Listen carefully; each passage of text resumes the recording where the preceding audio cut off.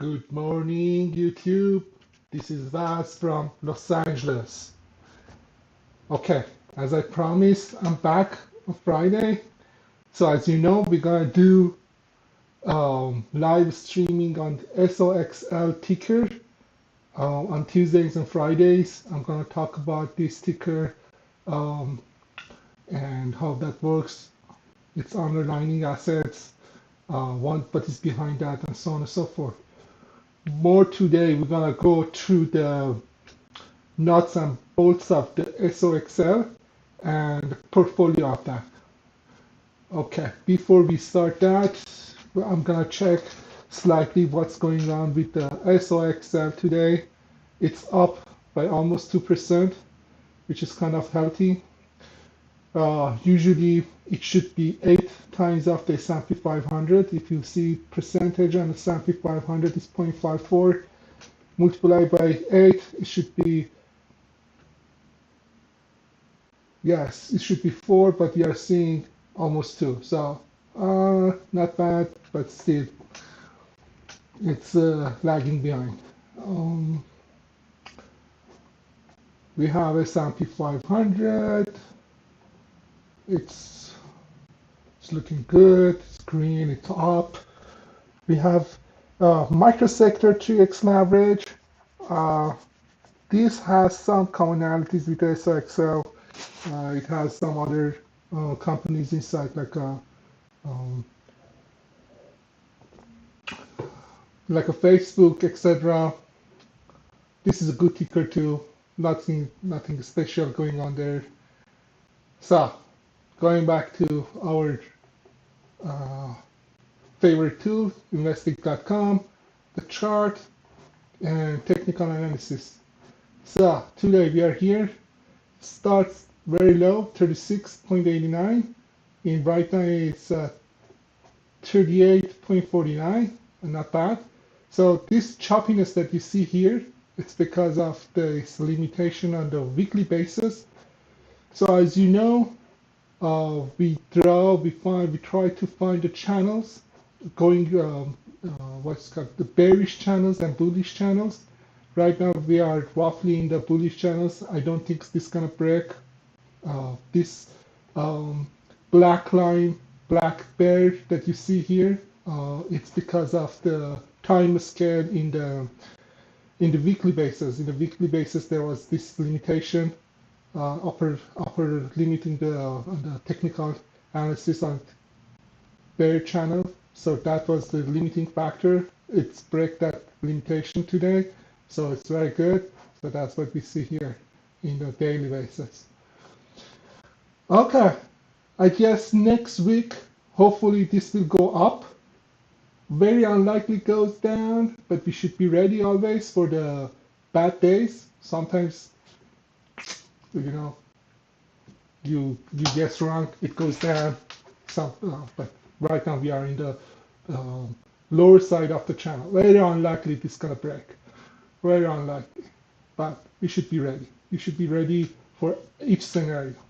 Okay, I want to keep this short. I want to go through the backbone of SOXL. Let's see what is behind this SOXL, the holdings. So it says this, that we have a bunch of companies mainly in the semiconductor sector.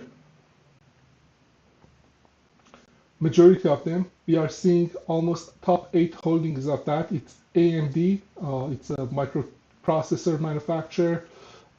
Avego, Broadcom, it's a telecommunication manufacturer. NVIDIA, everyone knows. This is what it's called. This is the goose that lays the golden egg in NVIDIA. Awesome. It's up. We're gonna have a specific session for AI in why people are betting on that, why this NVIDIA is important, and how that affects why it is going up so high. Probably next week, hopefully, we're gonna dive deep into the NVIDIA. Following in the list, we have Qualcomm. It's wireless company making a networking chip for wireless telecommunication, 5G stuff. Texas Instrument, this manufacturer covers majority of semiconductors. It's microcontroller, logical gates, analog, discretes, power electronics, everything. Micron Technology, I'm not so familiar with that. Intel is basically everyone knows. CPU makes the CPUs. Applied Materials, it's working on the materials for semiconductors. Okay, so now we want to know how these things work with each other. Let me change this window. I'm trying to understand. I'm still new with this software, OBS, that I'm using to broadcast. Yeah, interesting. Okay, I'm trying to show you.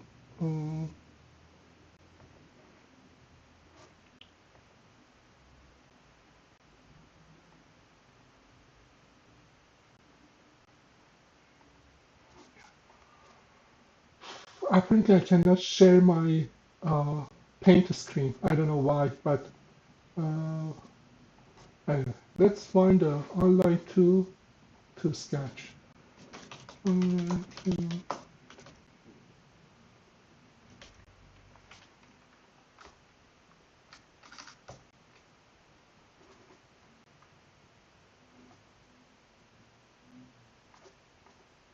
Okay, let's maybe this is gonna help us. Okay. Okay, very good. Very good. Let's make everything, I don't know, feel bit probably white. No? No, white.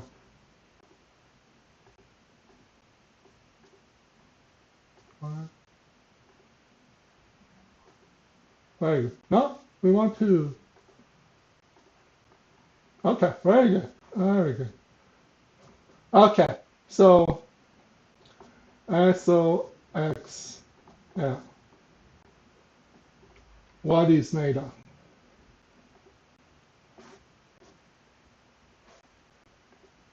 Basically, it's very simple. It's summation of all your companies from I equal to 1 to N, the total companies that they manufacture semiconductors, their weight, this guy, these numbers that you see, for example, for AMD, it's 6.32, for Aveco, it's 6.06, so on and so forth, times, multiply by the ticker, I would say S.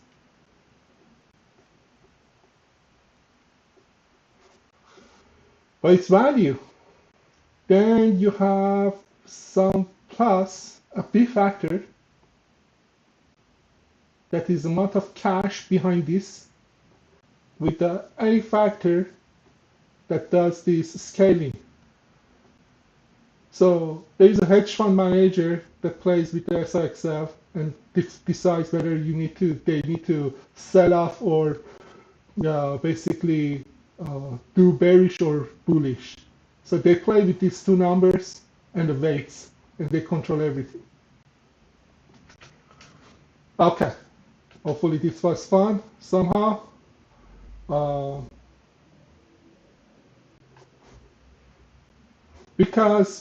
Okay, so one more thing. The relation between SOXL and S&P 500.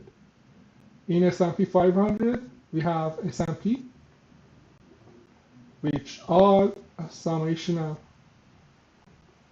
1 to equal to 1 to 505 companies in S&P 500. Yes, there are 505.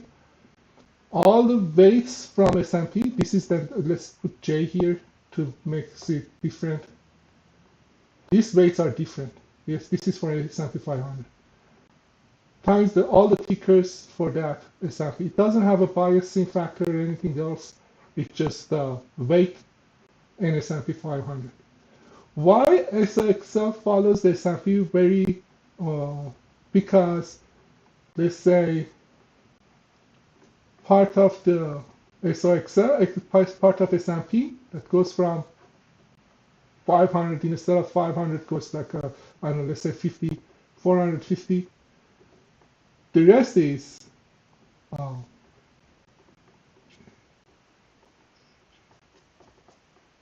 the rest is the companies that are in the SOXL. I to how much? 45, 55.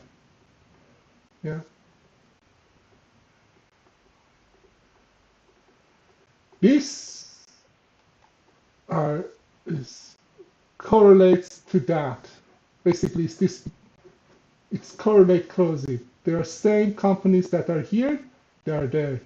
That's why you see the correlation between the S&P 500 and SOXL. Not only that, the main drive factor for S&P 500 is Magnificent 7, which one of majority, a lot of them are semiconductor companies, the high-tech companies. So there's another reason that they are highly correlated to each other. Semiconductors plays very important role in our life. Everything that we do is somehow related to that. You use your smartphone, TV, light, audio, video, you name it. You drive your car, you want to drink water, everything is related to somehow electronics and requires semiconductor to drive that or control that. Okay, this is for today. Again, I'm hoping that this bullish gonna continue in next couple months, and maybe we're gonna see 150% up to end of the year on this ticker. 150% profit until end of the year, hopefully. Okay, maybe this goes down tomorrow. I mean, tomorrow is off. Monday, thanks. Hopefully, I don't think so, because we are in the bigger picture. This bottom line, it's a low side of the bullish channel. I call it mother of all resistance for the SOXL. So very unlikely this SOXL touches this line. It happens a year ago, it happens a couple months ago, twice. I don't think this is gonna fall and touch this line again. So maybe this is gonna go up, and hopefully it's gonna reach here or here, somewhere there, and I'm gonna make ginormous profit. I put the 56K, so 200%, 2x of investment will come back. Nice, awesome. Just a profit, by the way. Very nice. Okay. Take care, guys. See you next week. Bye-bye.